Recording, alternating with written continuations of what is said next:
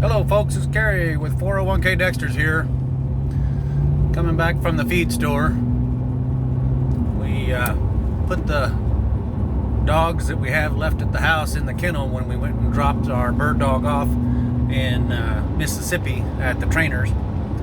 And I ran out of dog food. So I had to run up to the local feed store and pick some dog food up. In my last video, I talked about how my first withdrawal from Fidelity came out in equal proportional amounts from each of the funds that I held at Fidelity. Now, a few of the comments that I got was, well, geez, that kind of messes up your whole bucket strategy of pulling out of your stable value fund, which is mostly bonds and T-bills. And others suggested that right before I take my withdrawal, that I transfer all the funds into the stable value fund, so the withdrawal comes out of the stable value fund when I make it, and then I can reallocate after the withdrawal. And I recall a video that Rob Berger did here not too long ago, and I think the title was something along the lines of, is the 60-40 allocation dead, or something along those lines. And he went into in-depth discussion about the historical returns of the 60-40 portfolio. And he also broke off into a discussion about reallocation.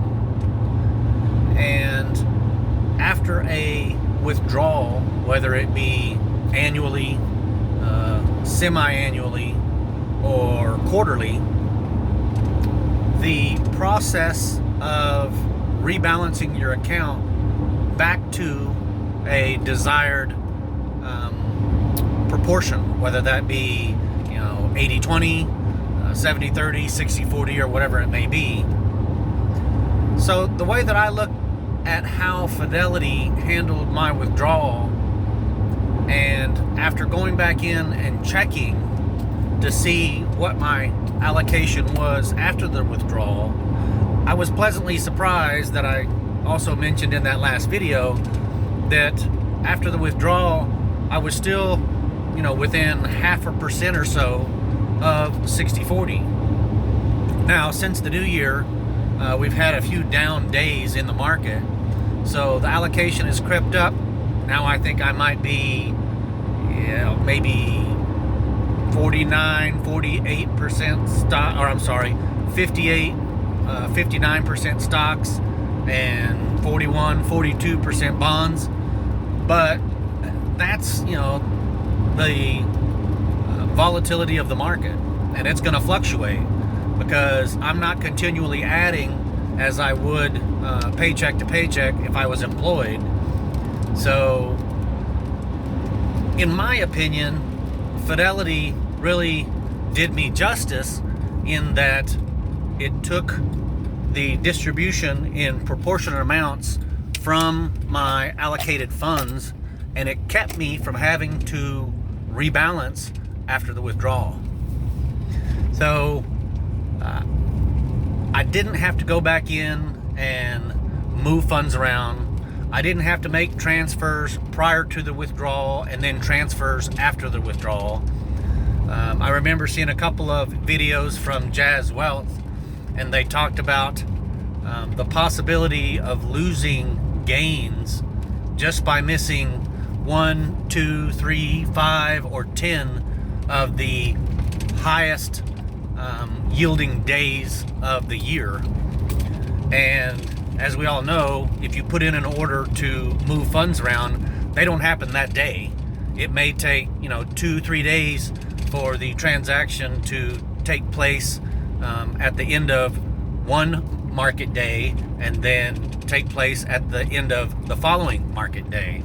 So you could be susceptible to missing out on gains in the market if you were out of a particular stock fund. So I just kind of wanted to follow up on that withdrawal strategy that Fidelity uses.